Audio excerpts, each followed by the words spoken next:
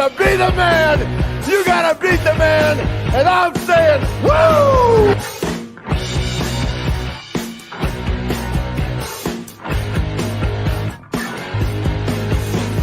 Woo!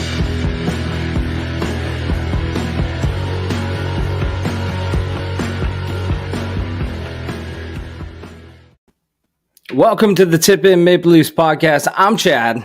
I'm Dale. Coming up on tonight's podcast, episode 153, our Toronto Maple Leafs beat the Tampa Bay Lightning 5-2. Take a 2-1 series lead. We're going to break it all down right here. We may even have a segment or two. Who knows? We got a little sponsor shot from Belfour Spirits. It's all coming up here on the Tip In Maple Leafs podcast, but they did it, man. They did it. They won game 3, 5-2. I mean, the score doesn't tell the whole story because that was a nail biter in the third period. But yeah. It's a little bit of a stretch. Oh my God, what is that I'm hearing right now? Can you hear that? No. Just listen close for a second. Okay. Did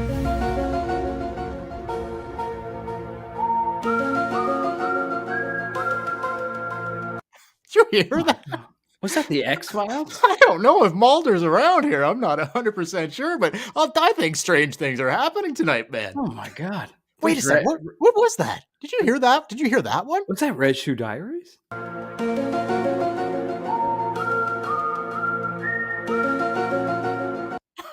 Oh, man. Strange things are happening. Man. Look at this. Well, we'll put a comment on. I can't pronounce the name, but it says, great gutsy win by the Buds tonight. They bent a little bit, but they did not break. And that's what we want to see. That sums it up pretty good right there. Love that, man. Great comment. Yeah, absolutely. Yeah, dude, a lot to go over tonight. But like you said off the top, the Leafs go in here to Tampa Bay for game 3, and they take it to them. Well, it was a tight one. We'll get more into that. But final score, 5-2. They hang on in a tight game to get the 5-2 win to take a 2-1 series lead. And I'm just feeling much better about this as we're going along here. If they would have lost this game and they would have been down 2-1 right now, then you're looking at, you got to beat Tampa Bay 3 of the next 4 games. I did not like their chances of that. But now, going into tonight, I was like, okay, win or lose this game, you got to come out of Tampa Bay with the split. That's where my head was at. What about you? And that was exactly my thinking. Come out with a split.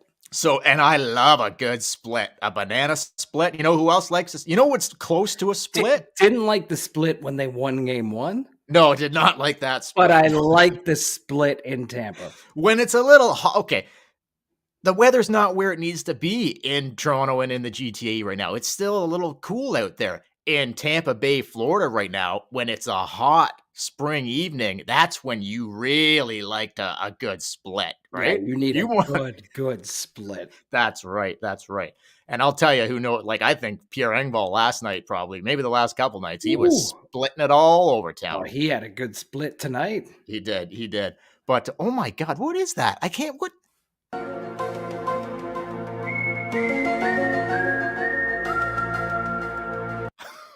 Oh, man. That's strange. I don't know what's going on. Are we having technical difficulties? Is someone interfering with the broadcast? I think it's coming from, I don't know where it's coming from, but yeah, it's fucking strange, man. And you know what it is? It's because we're not used to this. This is, playing a team like Tampa and being up 2-1. What's going on? Stanley Cup champions, man. Two-time. 2-time Stanley Cup champions, but we got the split. Do you know who doesn't give a fuck about them being a 2-time Stanley Cup champion? Me. This guy. This guy right here. David Duchovny. I just love that. I'm sorry. I just love that. Okay, I'll lay off that for now. But we're gonna have to start paying copyright pretty soon. Oh, dude, it's a whistle. It's interference. I don't know what that is. What are you talking about? But anyway, dude, that was fucking awesome. That was awesome. Like, I didn't know what to think going into this game. Like, usually I could get a read for it. Go ahead, Chad. Read it. This Go ahead. is the same person who commented before, but I got to read this. He says Engvall has trained the horsecock to whistle that X-Files tune. That's the best comment we've ever had right there, man. I don't even know who that person is. That person's new to the stream, but I love that. Commenting. Yeah, that is two like back-to-back dynamite comments. One, a great insight on the game, and two, a great insight on that cock. Love that, man. But yeah, you're right. Engvall has trained his horsecock to whistle the X-Files theme, and I think Mulder, like David Duchovny, also has that same gift. Yeah, I would call it. There's only two guys in the whole universe that can do that: David Duchovny and Seabiscuit. Mulder will be in the shower for a scene from Red Shoe Diaries. He won't even be doing the X-Files show, and all of a sudden, like, it'll start steaming up, and his cock will start whistling the X-Files. Getting ready for fucking a Red Shoe Diaries scene. They have to say, cut, we got to do it again. Mulder! I apologize. Speaking of Mulder.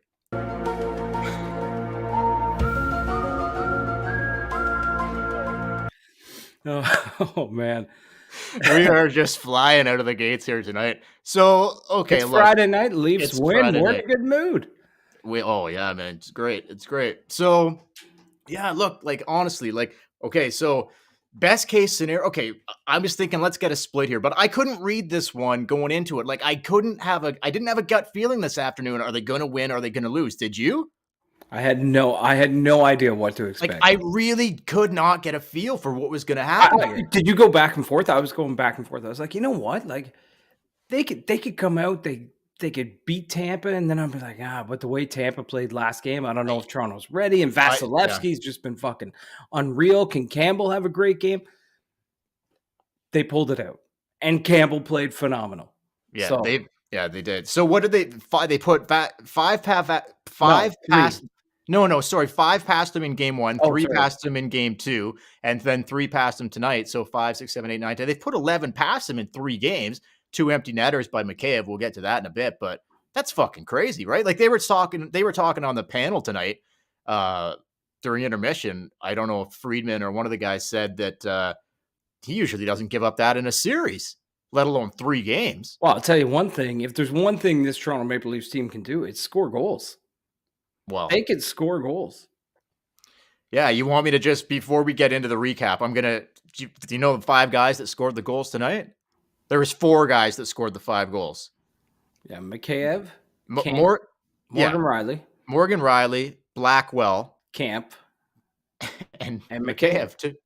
So that's not your regular cast and crew of like guys you'd thinking. So that's even better for me. That's a huge. Yeah, you needed that because Marner and Matthews carried you through the first couple games. Sure, and they had some chances tonight. I'll get more into Mitch later because I honestly thought Mitch had a great game. Like even though he wasn't on the score sheet, I thought that shot where he hit the crossbar and the post. Yeah, I mean, if that goes in, it's a totally different game. Even before that, I thought he was like heavy on the puck and I thought Mitch Marner had a really good game. I thought he was doing a lot of good things, but Mitch is determined. Okay, so do you want to fire into this then? So is there anything before we kind of start going through, anything you want to hit up right off the I know we just did 10 straight minutes of X-Files, but I think we're good. I think we can go into it now. I'm still at that last comment, still just kind of ringing through. That was the best. That was the fucking best comment ever. That's someone who listens to the show. Oh, well, obviously. If you don't listen to the show, then you don't get that joke. No, 100%. 100%. He combined X-Files and Engvall's horsecock in one. Love that. So, okay. Some lineup changes going into game 3. Sheldon Keefe decided, we knew this was coming. We knew that we saw this one coming. Yeah, we knew this was coming. So, but we didn't know exactly who it was going to be, right? We were talking last podcast after game 2, we figured Spezza would drop back. I was pushing, like, you got to get Spezza in there. And Spezza didn't really play a factor tonight, although just that 4th line in general, I thought was good. So, anyway, Spezza. He does add a huge factor to the second PP. Oh, for sure. Like Spezza had a couple chances tonight. Like he did almost bury it. So, Anyway, so Spezza draws in, no surprise there. Simmons and Clifford are out. Blackwell stays in, and your fourth line tonight was they move Engvall down to play with Spezza and Blackwell. They moved Nylander up to play with Tavares and Cache. The top line stayed the same with Matthews, Marner, and Bunting, and the third line changed a little because Engvall was dropped down. Kerfoot moved up there to play with Kampf and who am I forgetting? Mikheyev, sorry. Sorry, there's a giant fucking centipede. Oh, that's the worst. That's the worst. I went to grab a beer and a giant centipede came out like from, I have a little 6-pack case and it came out from under the case. I had to stomp on it. Yeah, that's not, Threw me I off don't, guard. yeah, I don't like that. I'm down in my basement. That's where I do this from. And they fucking love the basement. It's damp. It's dark. Yeah. It's fucking X-Files. Yeah, when they start flying out of nowhere, dude, In the spring, they come out. And they come out hard. Yeah. Oh, look who's on. Mike Briggs. If one sneaks up on you, that's scary. Who won? Michael Briggs wants to know who won. Briggs. Briggs was my old roommate in Toronto. Leafs. Leafs won, Briggs. Yeah, awesome game. Absolutely awesome fucking game. So, okay, so that was what was going on up front, but that wasn't the only lineup changes Sheldon Keefe decides to make going into game 3. He also says Timothy Liljegren, our boy. I guess he kind of called him out in his media availability too. Didn't really. Inexperience is showing. Yeah, okay. Well, great. Okay. I still think he played better than Justin Hall, but Justin Hall has so much experience. I know, right? His one playoff round. I know. Yeah, I don't know either, but I heard them talking about that in Overdrive, and I totally agreed with Jeff O'Neill when he said Keefe should have just come out and been like, you know what, we're just going to give Liljegren a little break here. He's played a lot of hockey. Hall's going to draw him to the lineup. Like, you didn't need to say Liljegren's inexperience is showing. 100% agree with that. So anyway, so Hall does draw back in. When I first saw this, I'm like, oh God, no, come on. What are we doing here? Liljegren did maybe he didn't have the best game in game 2. And they showed a couple plays where he did kind of get out muscled in front of the net a time or two. But I still like Liljegren's overall game better than Justin Hall. You're not going to be perfect, man. It's impossible. Like, you got veterans there. Look, we'll get more into Tavares, but I think he was worse tonight than he was in the first 2 games. Yes, yeah. Yeah, when we get into Tavares, jeez, I have a thing or two to say about JT. And the comments show that too. A lot of people talking about in the comments that they're worried about JT. Well, this is even becoming more concerning. Like, it's okay. Anyway, 3 games in, the guy's more invisible tonight, Chad. Honestly, I'm like, did he play? He was worse in the draws tonight than he was in game. It's just, dude, it was bad. I don't know what's going on with this guy. I know, if he can't win a faceoff and he's not like really, doing the things you got to do defensively and stuff, what is he doing? I will say this. You were talking about maybe moving David Kampf up. David Kampf's having a fucking hell of a series. Yeah, I know. He almost deserves a shot on the second line, but you don't want to break up that third line because it may have been your best line tonight. Yeah, at this point, I'd probably just leave Kampf where he is because he's playing so well as it is. But look, okay, I didn't bring this up last podcast. I didn't really think of it, but I was kind of thinking of it tonight. You know how a couple games left? What was it? I can't remember who they played before Boston, Washington, maybe. I can't remember. Where they kept, I think it was Washington on the back-to-back the last weekend of the regular season. Yeah. And they kept Tavares out, load management. You know what I'm saying? And obviously, remember, they called it load management.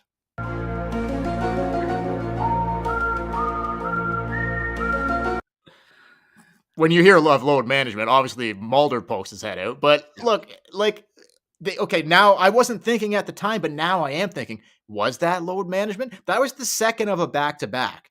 And I think he missed a practice day that week too. He might be banged up. You think groin? I think there's something going on with his groin. How else could you explain this? Yeah, you may be right. Something may not be there. He does not look himself. And people are saying, oh, maybe it's his age or maybe he's a step behind. I think JT's got something to give. He just can't give it right now. I think so. I don't believe that was load management. I think they were saying load management, but really he might have hurt himself in the previous game. I can't remember who they played the night before. Was it Florida? Maybe I can't. Yeah, I think it might have been Florida and Washington. I can't remember. But anyway, it was a back-to-back. He didn't play the second half of the Yep. back-to-back. They said load management, but now and then, like I said, he missed a practice day. So I'm starting to think like, shit, man, he might have been injured and he's trying to play through an injury. That's the conclusion I'm drawing here. Is that either that or he is really like Struggling? oh, fuck, man. Well, either way, he's struggling, but the only logical explanation I can see, he's got more than this. This is crazy. This is insane. Yeah. Like, he is not contributing at all. Not only is he not contributing, but he's actually like a liability on the ice right now. A couple people have commented before you even said it that he can't win a faceoff. Well, that was like the thing you rely on JT is he's so good on the draw, but in the first couple games he was. Tonight his percentage in the face. But that's what I'm saying. If you're not winning draws, you're almost a liability out on the ice because you can't keep up to the pace of play. You're not scoring, you're not winning draws. Maybe let's give him the benefit of the doubt. Maybe he'll have a big game 4. Well, I guess. What did you think of Willie and him back together? Didn't love it. No, I thought that line got eaten alive by Tampa. You know what it looked like to me? It looked like when they tried it 100 times in the regular season and it didn't work then either. But what do you do? I would. And do you think it has anything to do with Cachet on the wing? It shouldn't matter who's on the wing. Really. The truth is out there, Dale. Oh, Briggs probably wasn't here off the top for the 10. Briggs asked in the comments, X-Files? Oh, Briggs, you should have been here for the first 10 minutes, man. Briggs, you should listen to the show on a more regular basis. So we get it. The first 10 minutes was nothing but Mulder and Scully. It's mainly Mulder. And a little bit of Red Shoe Diaries, too. But getting back to it, do you think Cachet has anything to do with do you think maybe putting someone else there might help? No, I don't. This is a JT Nylander. This is JT, man. Look, you were talking okay, I was listening to Leafs Lunch the day after the loss. So when was that? Yesterday? Why? I don't know. I like Al's brother and whatever. Yeah, I like Al's brother too. But they had Craig Button on, and I knew I'm not a huge fan of Craig Button. And they were talking about John Tavares, and we had just done the podcast the night before and whatever. And so they were talking about Tavares, and Craig Button I don't know if you caught it or not, but he was going into this huge spiel about they need to find Tavares better people to play with. And I'm just like, this guy is fucking Craig Button, man. Seriously. Willie Nylander's not good enough? No, he was basically saying Willie, he should be playing with Willie and whatever, but you can't guys like Mikheyev and Cachet and Kerfoot and whatever, they're not surrounding Tavares well enough with whatever. And I think Al's brother stopped him and was like, Craig, he's making, you shouldn't have to surround a guy that's making $11 million with guys to make him better. It should be the vice versa of that. You don't spend an eighth of your salary cap on one guy so that you have to prop him up. He should be making whoever he's playing with better, not the opposite of that. It should be the Matthews line has a great shift, followed by JT's line hops out there, and they have a great shift. I can't even believe I'm going to say this, Chad, but do you, and this is fucking, you know where I'm going to go here or what? What do you think I'm about to say? Trade him?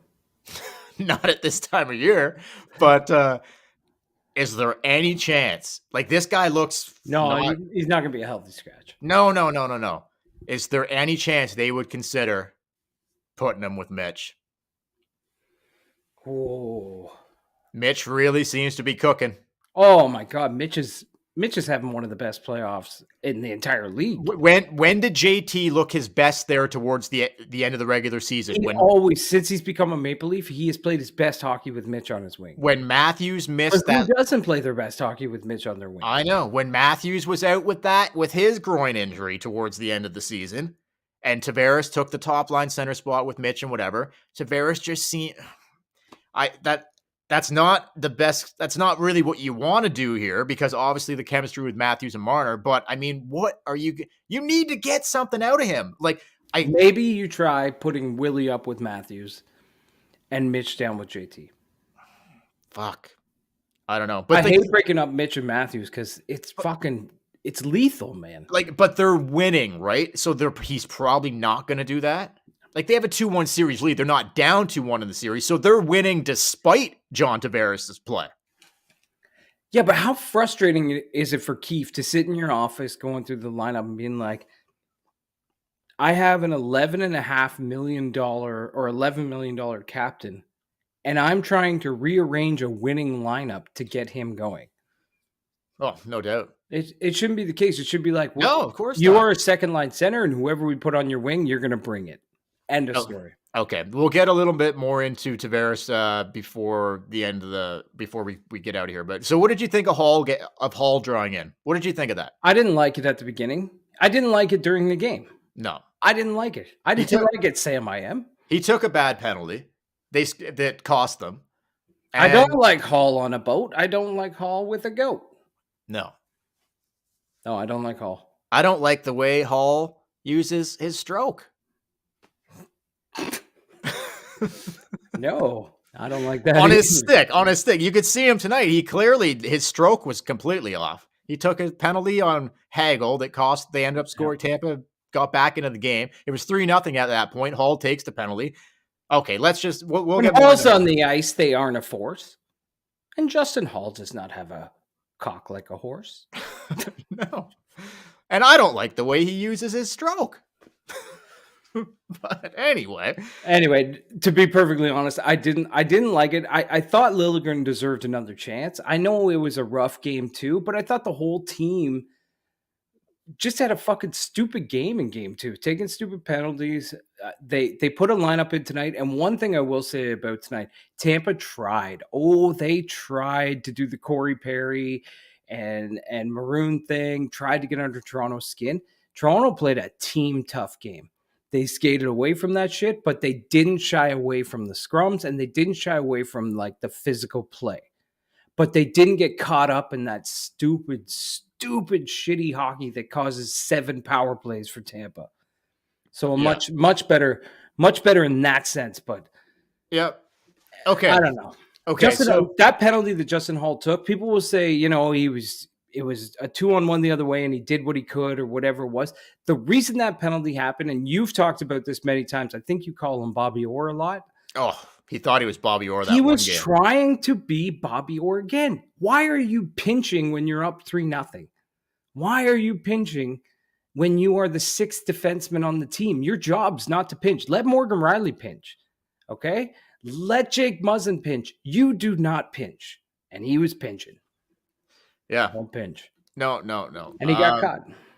He sure did. So we'll get it in a little bit more into Tavares, a little bit more into Hall, a little bit more into Spezza. One thing, we have a comment here, and I actually want to get your opinion on this.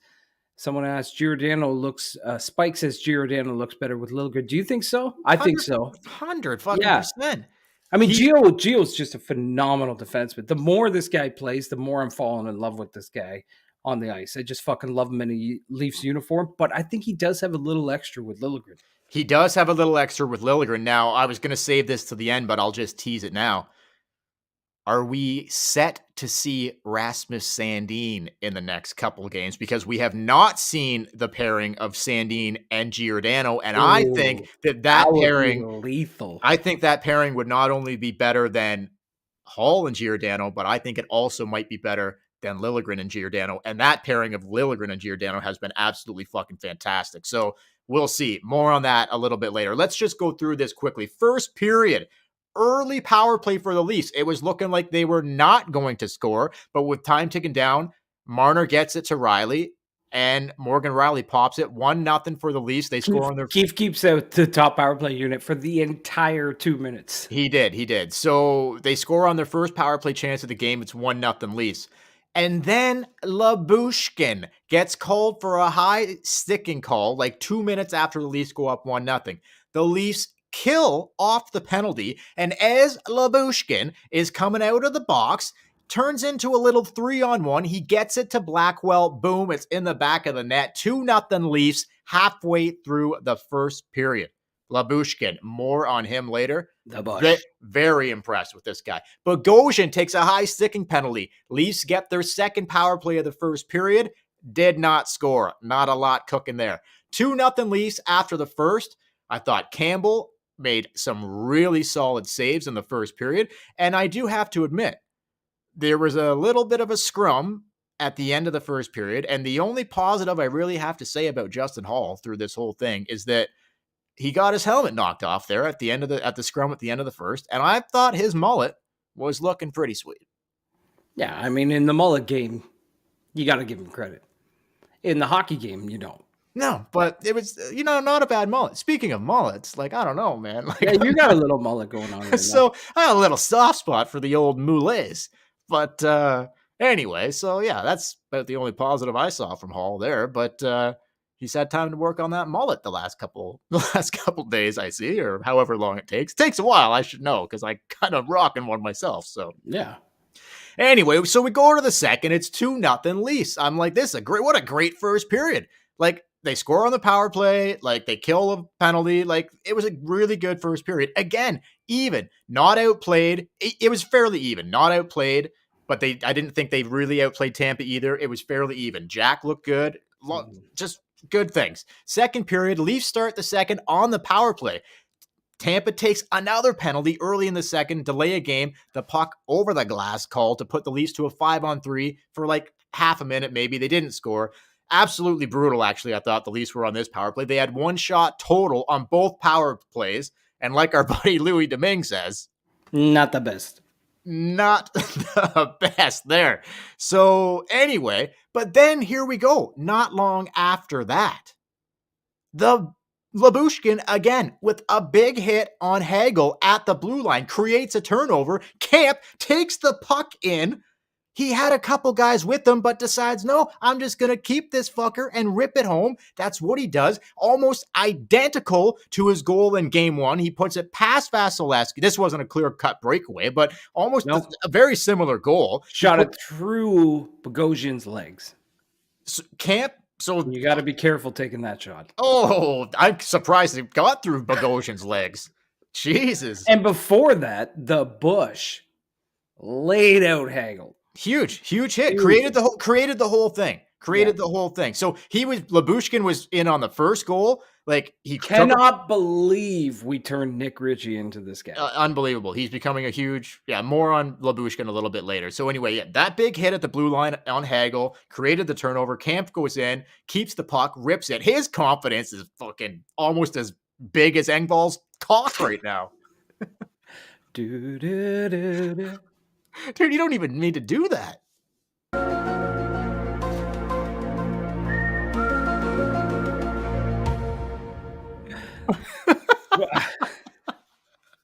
The truth is out there. Yes, it is. No, but you're totally right, man. His confidence is through the roof right now. David Kampf I said this at the start of the year, that this is the type of guy that they need. He's sort of a defensive specialist. He wins draws. He's always in the right position. But now he's popping in goals at key times in the playoffs. Dude, incredible. So Kampf makes it 3-0 Leafs. But Lyubushkin, man, again, so just great game by him. So, but then here we go. So it's 3-0 Leafs at this point. Everything's looking fucking good, nice and controlled, looking real good. And then Justin Hall takes a holding penalty. Little questionable here. I don't know. Was this a penalty, do you think? Yeah, it was a penalty. Yeah, okay. So he basically tackled him to the ice. Well, I'll tell you who didn't think it was a penalty. Alex Kerfoot, because when Hall was on his way to the box, the camera, for whatever reason, panned to Kerfoot. Kerfoot did not like it one bit. He said, you could see him talking to the ref. He's told the ref to fuck off. The camera pans to Kerfoot. He's on the bench and he just looks right at the ref. He goes, fuck off. So Kerfoot went up a little bit in my books there, because usually he's a little calmer than that, right? Not like it's crazy to fucking tell the ref to fuck off, but Kerfoot's the Swiss Army knife of this team. Yeah. Everything you fucking need, he does a little bit of something. Yeah. Rumor has it, for a smaller guy, he can hold his own in the shower. That's what they say. Oh, really? That's what they say.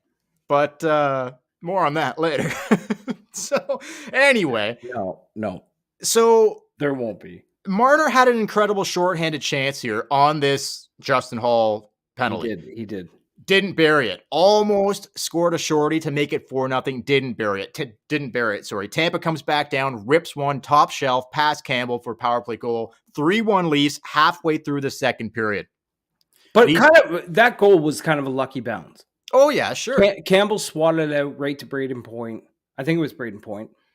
And he put it in the net. I mean, Tampa didn't really generate a goal on their own tonight. It was kind of lucky bounces that went their way. I would agree with that 100%.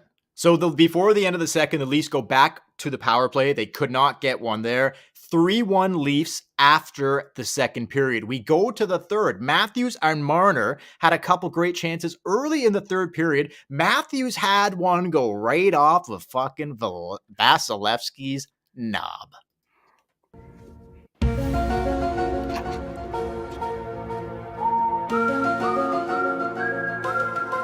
I don't know how that's X-Files. Because it went off his knob. As soon as Mulder hears knob, he's fucking right in there. Yeah. He can't. As soon as he Matthews and Marner were both buzzing tonight. It is actually surprising they didn't hit the score sheet. Because, I know. I know you're right. They were buzzing. I mean, you talk about the Kucherov line versus the Matthews line. It's been the Matthews line's been winning that matchup this entire series, and I'm loving it. How tall is Vasilevsky? Like 7 feet tall on skates? I think he's 8'1". No, seriously, how tall is this guy? He's fucking huge. Dude. Does he not, like, when they show Jack Campbell go into the butterfly and make a save, and then they show Vasilevsky, Campbell looks like a peanut in the net. Oh, yeah. He looks so tiny. Vasilevsky's a fucking monster. What is he, 6'5", 6'7", 6'8", maybe 6'9"? He's probably 6'9". He's 6'9" on skates. Okay, so when you're 6'9", think about the size of his knob, man. Like, my God. If you're 6'9" in the pipes, you got a huge knob. So Matthews puts it off Vasilevsky's knob. Right. You can't avoid that. Bigger than the average knob. Oh, that's what I'm saying. He's 6'9", like you're gonna be. It's a huge knob. I know when you're that. Like, not only do you have to worry about the size of him, but then you also have to worry about the size of that knob. Yeah. So an unlucky bounce, like you just run into such a huge knob like that. Yeah, 6'9".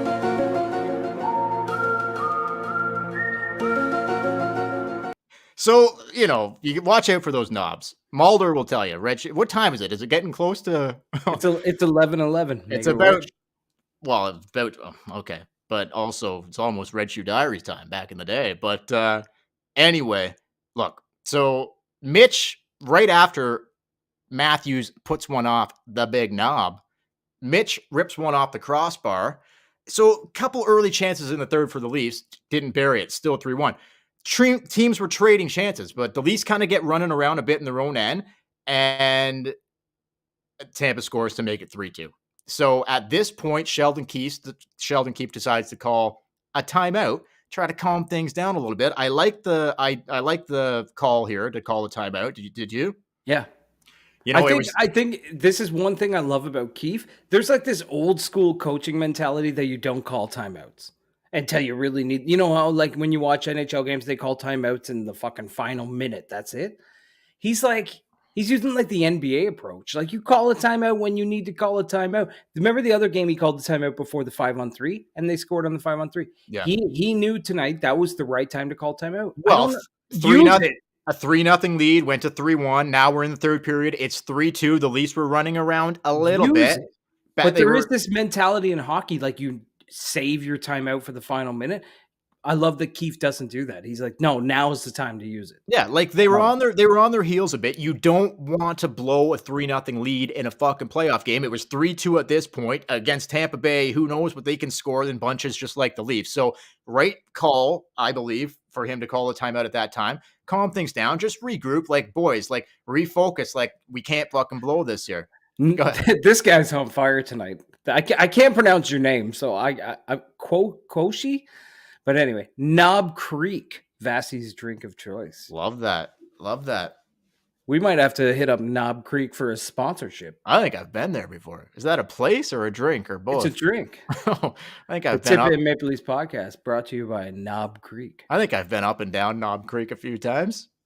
Yeah, I've paddled Knob Creek.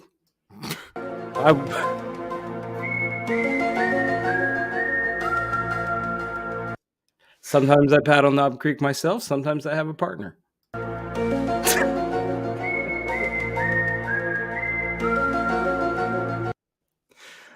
We've all been to Knob Creek.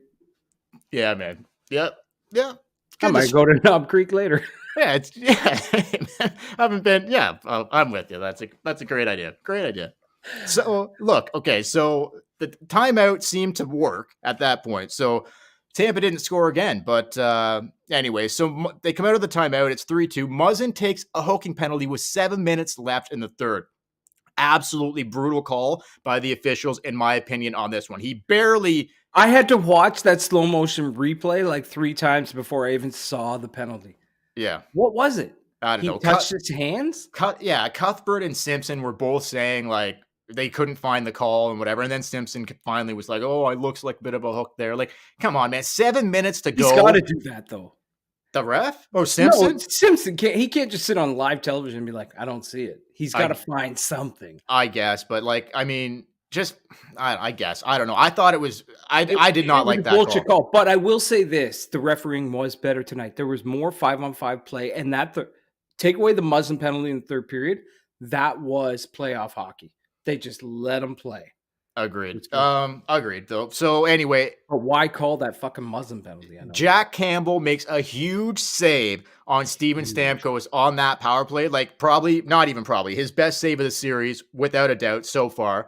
And kept it. Knob? Not his knob. Not his knob. Not the knob on his stick. Okay.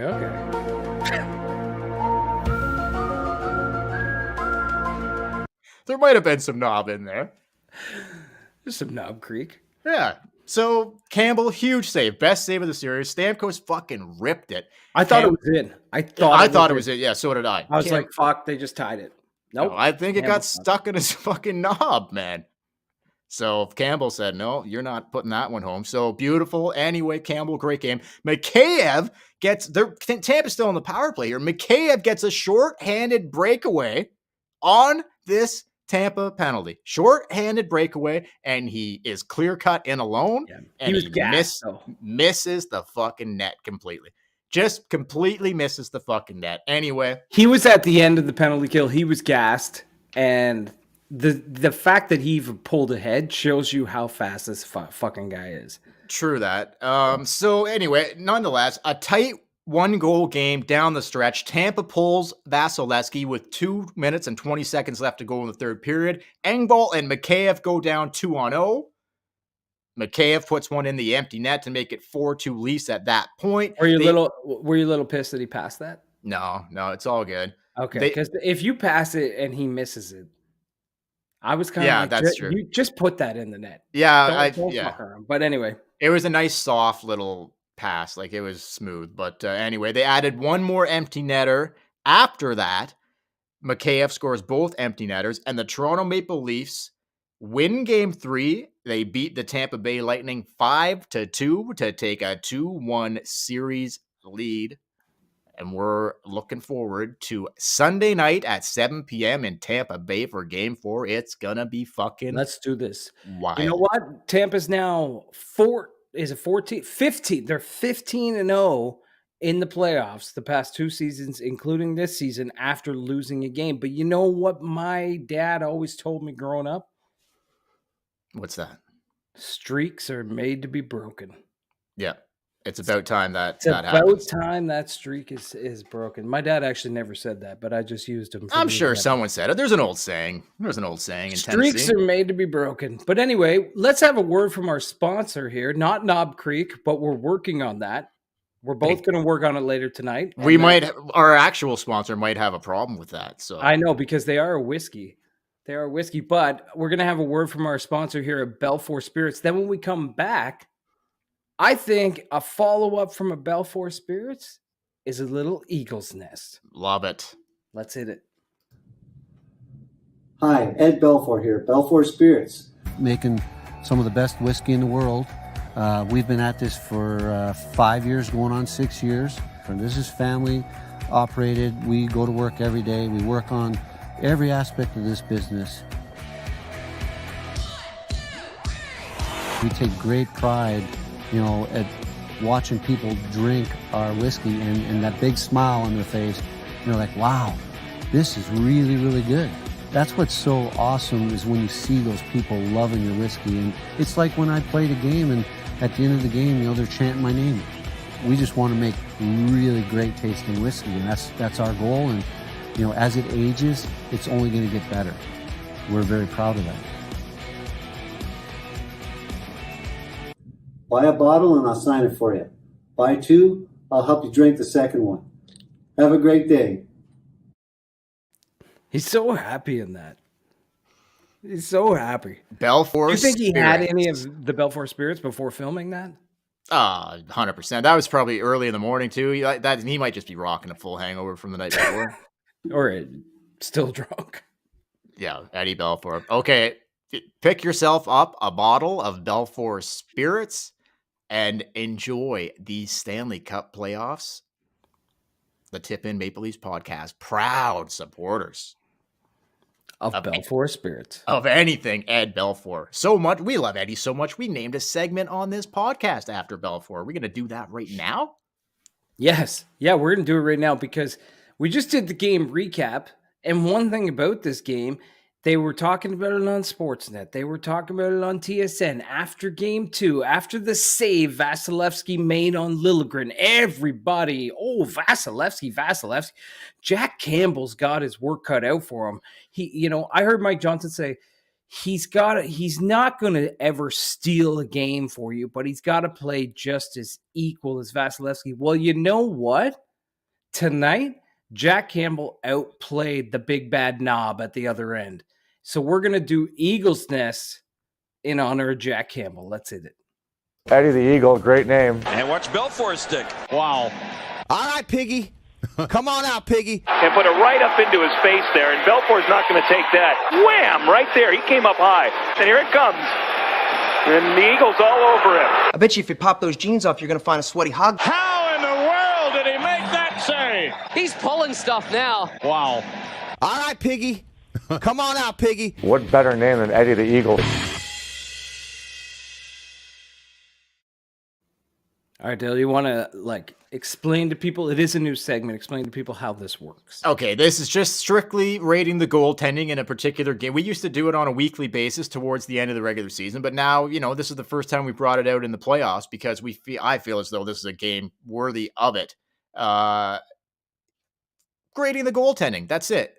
If it's really bad, you're basically Peter Mrazek. It's a sweaty hog. It doesn't get worse than that. Peter Mrazek all regular season. Big time sweaty hog. Just okay. Somewhere in the middle. Not great. Not bad.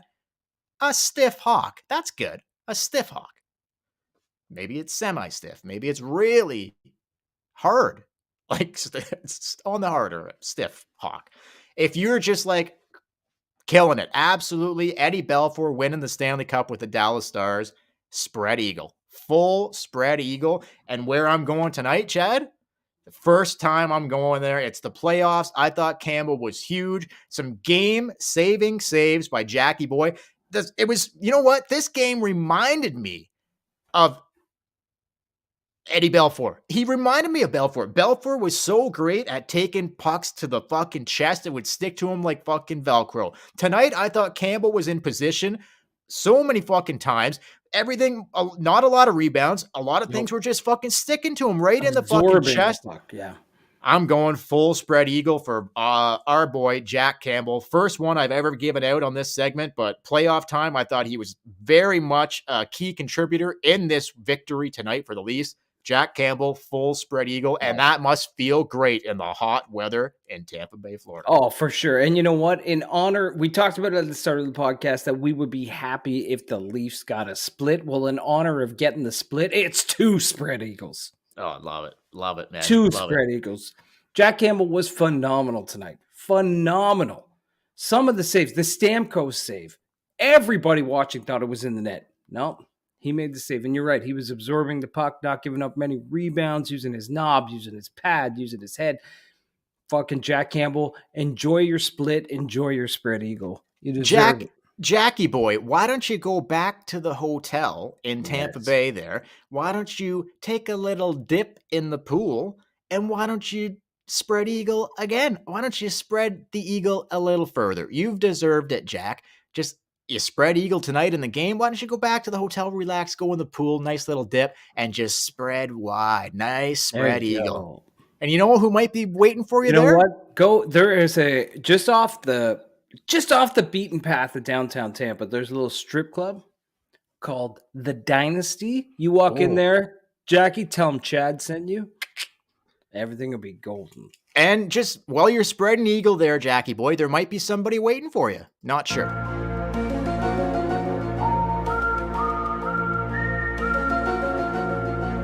Wouldn't be surprised. I say that because when I was in LA, a guy said to me, "Hey man," I was like, "Is there any strip clubs around here?" He's like, "Oh man, there's one 2 blocks away. I forget what it's called, but he's like, it's the Diamond. You tell him Carlos sent you." So I walk up to the bar. I go in. I'm like, "Carlos sent me," and the guy's like, "Who?" I'm like, "Carlos. It's Carlos," and he's like, "I don't know who the fuck Carlos is." What? So there you go. There's a story for you. So Hey, Jack. man. Tell him Chad sent you. So Jack Campbell, a 32 save performance, but a couple really key saves at key times. So absolutely great game for Jack Campbell. Yeah, it really was, man. Okay, before we get to the end here, you want to go through like some quick things at the end here? Let's go through some quick things. Okay, so I guess we touched on Jack, but was there? I don't know. Like, should I pose this question? Like, who stood out for you tonight as a positive? Who stood out as the negatives? Do you want to go on that quickly? We've kind of touched on it already, but do you want to go there again? Or Yeah, for sure. Do you want me to go? Oh, okay. Yeah. I'm just curious. Like, you don't have to. Like, I don't know. Yeah. Well, I mean, obviously, Jack Campbell is a positive. We were kind of throughout the whole season coming into this series. You didn't really know what you were going to get from Jack. He was hurt for a while. He played bad in January, February. He was super hot. He's been outstanding. He was outstanding tonight, positive. But the positive that is like blowing my mind is the David Kampf line. David Kampf in general, but also Mikheyev and Engvall. Like the three of them are they weren't even. That line wasn't even together for all, Engvall's. No, but what I'm saying is those three players are playing like above and beyond their contracts right now. Oh, yeah. You got Seabiscuit fucking Horsecock whistling the X-Files theme. Yeah. David Kampf scoring goals. David Kampf's got more goals than John Tavares and William Nylander combined right now. That's fucking nuts, man. And then Mikheyev is... he was kind of invisible in game 2, but in the 2 wins, he's been a force. So what can you ask for? Such positive negatives. It's got to be JT. It's got to be JT. He's got to get $11 million, and he's not producing anything. And Willie's probably creeping in there now too. Yeah, but I feel like Willie's showing signs. There are some rushes. There are some plays where Willie's showing that he might get off the shit. He might score a goal. His worst game of the series was tonight. Any coincidence that he happened to be back playing with Tavares and he had his worst game of the series? What is it about JT? What is it about JT that is just like invisible? He must be injured. That's the only thing I can think of. I'm being serious. Like he's probably dealing with something. I think he's got to be. Do you not think? He's not this bad. No, he's not. We know he's not this bad, but I pointed out Lost podcast, and I've seen a couple comments too. Like he's almost hurting the power play because he can't keep up and he can't control the puck. And you say stick him in front of the net. He can't even do that. And if you can't have JT tipping it hard, I know. What do you got? Like luckily, Steven Stamkos has not really been a factor either. So he came close tonight. I know, but they're kind of evening. So like, I mean, this is tough, but like the Leafs can win this series, I think, without Tavares really contributing. I think the Leafs can still beat them, which is kind of crazy to think, but like you'd think they would beat him. But he could still turn it on. He better. Like if you can take a 2-1 series lead and then JT finally comes to life. If he has a huge game on Sunday, that would be incredible. But he's got to be thinking about it. Like we can't be Leaf fans. Oh, Can't be the only ones noticing. Of course, this. he's thinking about it. But Dubas and Keefe also have to notice this. Yeah, but what are you going to do? What are you going to do? There's nothing you can do other than hope he fucking, if he's injured. You could take him off the number one power play unit. Okay, yeah, they could do that. But they're but not. You're just shaking his confidence even more. Even more, right? So, yeah, at least you put him on the power play, you put him in front of the net, he might tip one in and start getting some confidence going. But anyway, I don't know. Like, we have a comment about, I'll put it up here. Chris says, what about trying him on the wing? What about on what line, though? Like, who plays center? Nylander? Maybe. I just don't know how you get this guy going, but I may keep him on the second line. I would take him off the first power play unit. And why couldn't Seabiscuit or Mikheyev be out there? Yeah. They're giving you more offense right now. Yeah, no, I don't know what the answer is here. I just think that there must be something more going on than what we think. Like, I truly think, do you not think he might be banged up here? Like, and they just didn't say? He's like, definitely banged up. He's like got to be banged up. Like, he could be dealing with something more significant and he's just not, and he just wants to play. Yeah. Like, he thinks he can contribute. He didn't play last year. No, right? I know, but there might be something going on where if this was the regular season, he wouldn't be playing. But because it's the playoffs, he's trying to push through it. That's the only thing I can think of that makes sense because this is ridiculous. This is crazy. It's crazy. Absolutely. So, okay. Anyway, I would go with a couple things. Again, I thought Mitch Marner had a really strong game. I thought he was strong on the puck. He was all over it. He almost put a couple in the net. He was great defensively. Like, I think throughout these 3 games, Mitch Marner has been one of the best, if not the best, Toronto Maple Leaf at both ends of the ice. I think Mitch has been great since coming. Like, he's rebounded nicely from last playoffs to like he's all the shit he took last offseason, and even at the start of this year, he was slow to get going. But since he's got it going, he carried through the regular season, and I am on board with you. Unbelievable playoffs so far, and keep it going. And Matthews too. Yeah, Matthews, they've been dynamite together. That's why I don't want to see it. You were saying split it up and put Mitch with JT, but I don't. That's probably not going to happen because they're continuing to win, even though Tavares isn't going. But if Tavares and Nylander could get going, then I think the Leafs win this series without a doubt. Yes, that's the whole thing is their depth.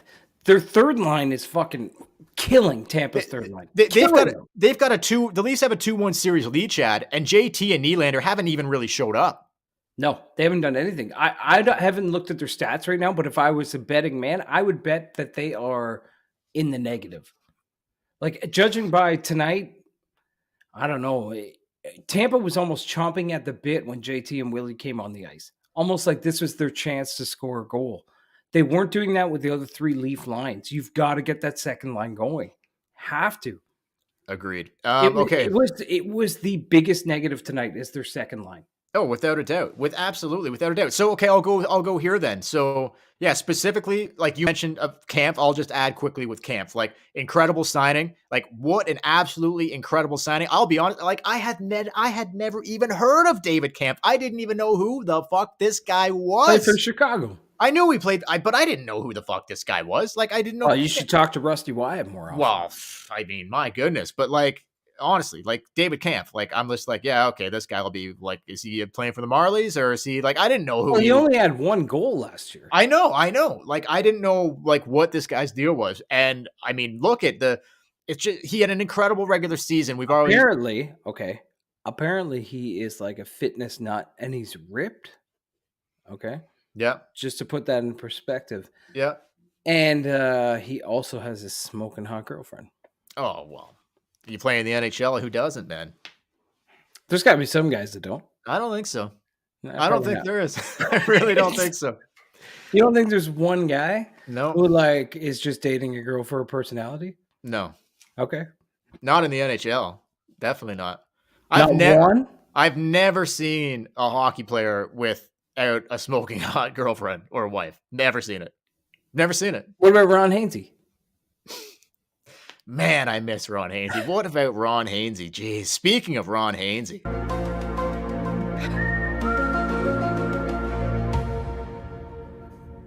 I want to talk about horsecock. Holy moly. bring Ron Hainsey back. He'll take it to a whole new level. Yeah. But Hainsey and his wife, they must just be going nuts watching these games, eh? Whoop. I put a comment on it. I don't know how I did that. Oh yeah, that's the same comment talking about putting Tavares on the Yeah, white. it was just sitting there, and I hit the button. And But look, anyway, Camp absolutely incredible. Like he had a great regular season, but now 3 games into the playoffs, he has just stepped his game up, and that will lead me to like secondary guys in general. Guys like tonight, like Riley's not a secondary guy, but Blackwell, that fourth line in general, like. Just Engvall, Mikheyev, the whole deal. Camp, like Blackwell, just all the secondary guys. The Leafs' depth is outplaying Tampa's depth. Oh, without a doubt. Without a fucking doubt, man. Yeah. And Matthews and Marner, the Matthews line's outplaying the Kucherov line. Tampa is surviving by eating the Tavares line alive. You're 100% right. You are 100%. You get that second line going, the Leafs are dominating this series, but JT's getting beaten. Matthews is taking out Kucherov. The rest of the depth is taken out, and Campbell is carrying his weight against Vasilevsky. 100%. You are 100% correct across the board, but like just the secondary guys stepping up, it's been absolutely huge in the first 3 games. And so going to like starting to look a little bit ahead to the 4th game here before we get out of here. What are your thoughts on that 4th line? Because they won tonight and they looked pretty good doing it. Do you keep Spezza, Blackwell, and Engvall as your 4th line? And Engvall had some shifts up with Camp and Mikheyev, and there was some other ice time being spread around a little bit. Yeah, I thought Keefe did an amazing job. He put Bunting down there in the 3rd period for a bit. He just, like you say, he spread it around. But my idea for the 4th line is that. What we saw tonight? This whole idea, do you remember when they played Boston the year that they got fucking beat the 4-1 lead in Game 7? But Randy Carlyle kept putting out Colton Orr and Fraser McLaren on his 4th line. Oh, yeah. And there were people who were like, why don't you put a little something else in that 4th line? But he didn't. He kept rolling that out. And it ended up being like a liability in the end. And that's kind of... Like Clifford and Simmons were in Game 1 and 2? Exactly. Like Clifford took that 5-minute boarding penalty in Game 1, and Simmons took 2 dumb penalties. I love Simmons and Clifford, and I think they serve a purpose. But what I saw tonight was the Lightning aren't that type of team. They're not a fucking punch you in the face kind of bruising type of team. They will try to sucker you into taking penalties, and Clifford and Simmons fall for that. But that 4th line tonight didn't take any penalties, didn't cost any goals, and played a pretty strong game. And that's all I want from my 4th line. Plus, Spezza he looked great. Yeah, he did. I would say, look, if you have a chance to take a commanding 3-1 series lead going home, you do not want to risk that by putting in Simmons or Clifford that could potentially take a dumb penalty and cost you a goal that will hurt you. It's too risky for me. So I'm going back. Look at how this game went, man. It was 3-0, and what happened? Hall took a dumb penalty. Yeah. And then it was 3-1. If you had those 2 in the lineup, that dumb penalty could have come in the 1st period. Without a doubt. And all of a sudden, it's 1-1 or 2-1 or whatever it is, 1-0 Tampa. So I just don't take that chance. Spezza's not going to take dumb penalties. Blackwell's not going to take dumb penalties. And fucking Seabiscuit, not only is he not going to take dumb penalties, but it's got to cock like a horse. Exactly. So look, I would leave the 4th line the way it is going into Game 4. I might have some movement elsewhere, like specifically Tavares and Nylander. I don't know what the fuck the answer is there. I really don't. But I might go back to the drawing board with the coaches tomorrow and be like, can we do something? Can we give this a different look here? Like, I don't know. I don't know what the answer is. I really don't. Like, I can't even think of like, they should do this, they should do that. I don't know what you do there. But like I said before, what line do you break up? Well, that's the thing. I don't want to do anything.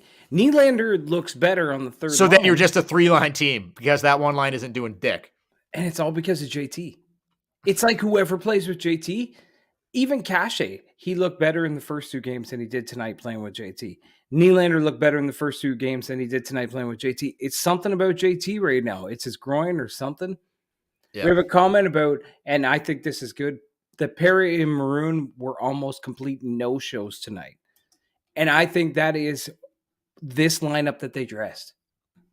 You They can't. They don't engage with that shit. No. And all of a sudden, it takes Perry and Maroon out of the game. You're right. Great. Yeah, you're right.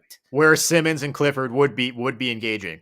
They engage, and then it puts Perry's going after Nylander, and Simmons is going after Braden Point, and it's just that was nothing. Let's just play hockey. You're right. Yeah, 100%, man. So I guess I would say this. So yeah, I like that with the fourth line. One other thing that I really liked about tonight, and we did talk about him earlier, but I just think it's worth another mention. Stay tuned for a new segment, probably for Game 4, maybe Game 5. We'll see in the next couple games. There's going to be a new segment. I think we're going to go with whale of a groin, not whale of a game, whale of a groin. And if I was giving it out tonight, I feel bad because I don't have like any intro music for it or whatever, but it's coming. Get working on that. If I was giving it out tonight, who do you think that I would be giving it to, Chad? I want to say Jack Campbell. No. Mikheyev? No. Seabiscuit. No. Kampf. Nope. What? Who are you giving it to?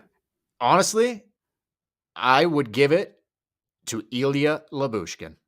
I thought his game, he took that penalty in the first, and I was like, okay, this is not good. That's like his third or fourth penalty of the playoffs. He immediately responded with an absolutely like key component coming out of that box and setting up that first power play goal, or that first goal when he got out of the box. And then the hit on Hagel that created a turnover that led to Kampf's goal was directly a result of Ilya Lyubushkin. I thought he played and he was very physical in other aspects as well. Like, does he make the odd mistake? Yes, he does. But my God, man, and even just giving Dubas credit for being able to get Lyubushkin, another guy that I had never even fucking heard of. I'm like, who the fuck is this? I'm like, oh, I was just happy we got rid of fucking thick dick Nick Ritchie.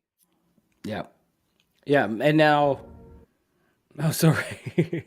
You want to play the X-Files theme? No, Ritchie isn't even worth. Mulder doesn't want any part of that. And that's a first for David Duchovny. Does Lyubushkin not feel like he's been part of the team for so long? Oh, man. Nick Ritchie felt like he never was a part of the team. Yeah. Lyubushkin just like a glove, man. Fits like a glove. Like a glove. Like a knob. Like a big, thick knob, but just like in a perfect size hole. So it was great. But honestly, I thought Lyubushkin was great. I just thought he was such a key contributor in this game. That's the way I saw it anyway. I thought he played, didn't love the penalty, but then he immediately redeemed himself. And I love the hit on, like, he was just when was the last time the Leafs, I guess Muzzin to an extent sometimes does, but the Leafs haven't had a lot of guys over the last decade or more, enough a little bit, but whatever, but that would stand somebody up with a fucking clean body check at the blue line. You don't see that. Until the Bush came, it was probably Jake Muzzin. That was it. Yeah. And you got to pick your spots there. You don't see it very often, but I love that open ice, like an open ice, a clean open ice hit. It was perfect. And I forget who was doing the breakdown of it. But anyway, they were totally right when they said Hagel, when he got the puck after, he was still kind of out of sorts and just threw it away. Well, that's what direct result to the Camp, like created the turnover and led to the Camp goal. So anyway, shout out to Lyubushkin. I thought he was great. So last thing I have before we go is that would you be scared if Sandin, like, I don't see how Sandin was almost ready to go the last week of the regular season. I don't see how he's not ready to go now. He has to be clear. Would you be scared to put him in and take Justin Hall out? No. Even though he hasn't played in like 2 months, Rasmus Sandin? No. Okay. No, so would I put a Sandin that hasn't played 2 months in over Justin Hall? Yes. Okay. Yes. Do you think that they will? Do you think Keefe will do that? If he's ready to go, yes, he is on your depth chart. He's ahead of Liljegren. He's ahead of Hall. I agree. He should play. I agree. So do you think you'll see him in Game 4? Possibly? I hope so. He would add so much, because then all of a sudden the Geo pairing has a little bit of offensive flair to it. Might add a little something kinky. I like that. Yeah, you know who else would like that? No, I don't have it. Oh, sorry. I thought you were going to play the he left. It's time he's doing a show right now. He can't. He had to leave. Oh, fuck. Yeah, it's after 11. He is balls deep as we speak. Yeah. In the shower, red shoes and all. The only thing I want to add before we go is that Game 4 is going to be dramatic. It's going to be tight. Everybody that's joining us right now on the live stream, everybody listening to this podcast, it's hard. It's stressful. We all feel it. We're all fucking jumping up and down. We're all pacing back and forth. Oh, yeah. But I got a good feeling about Game 4. Streaks are made to be broken, man. Streaks are made to be broken. You may be 15-0. Maybe nobody has beat you in the last 2 years and change after a playoff loss, but somebody's got to eventually. For sure. That's not going to last forever. So why not Sunday night in the Bay? Yeah, I hope so, man. I can't wait. I can't wait to see what happens. Honestly, I would not be surprised if they split and they go back to Toronto tied 2-2. But if the Leafs can get that 3-1 series lead going home, man, if the Leafs could somehow pull that out, if the Leafs could somehow get out of this series, put yourself in the same position you were in last year. A 3-1 series lead. Oh, man. Then go back to how you felt last year in Montreal when you lost in Game 7. Go in Tuesday night in Toronto and say, never again will I feel like that. If the Leafs could somehow get out of this series in 5 games, that would be so fucking impressive, man. Maybe get a little break before you play the Capitals or the Cougars. Well, listen. Would be incredible. They've played tonight was the most 5-on-5 that we've seen, and we knew Tampa was going to onslaught them in the third period. The Leafs have been the better team in this series. Oh, yeah, sure. They have been the better 100%. team. They have better depth. The goaltending, Campbell's played terrific. Yeah, they deserve to be leading this series without a doubt. I'll put this guy up because he's just on a comment here right now, but just stay out of the box for Game 4, and good things may indeed happen. Absolutely. Absolutely. So, until Sunday night, everybody, for the Tip and Maple Leafs podcast, don't forget to follow us on Facebook and Instagram at the Tip and Maple Leafs podcast, on Twitter at the Tip and Podcast, on YouTube at the Tip and Maple Leafs podcast. Hit like and subscribe. Watch our live streams after playoff games here. Also, I got an email from Apple, and they have changed their podcast algorithm. So if you listen on Apple Podcasts, if you could do us a favor and give us a review, a 5-star would be great. Because we're at 9 and you need 10 now to be shown in Apple's feed of Maple Leaf Podcast. So we just need one more person to give us a 5-star review on Apple Podcasts if you could do that. And until Sunday, we will. Hey, man, cannot wait for Sunday night. The Leafs have a chance to take a commanding 3-1 series lead on the defending Stanley Cup champions. And they might spread this thing just a little bit wider going back to Toronto for Game 5. I cannot wait. No split. No, let's spread it wide open. We've got the split. Let's go for the spread wide open. Let's spread it wide open on Sunday night. 7 o'clock puck drop. We will be back post-game Sunday night around 10 or whenever that puppy ends. And I cannot wait until Sunday night. Have a good weekend, everybody. We will. Happy Mother's Day. We'll get to that on Sunday night. Stay tuned for that. A special appearance by David Duchovny and a special present coming to all the mums out there. Go Leafs, go! And we will catch you later. Catch you later, everybody.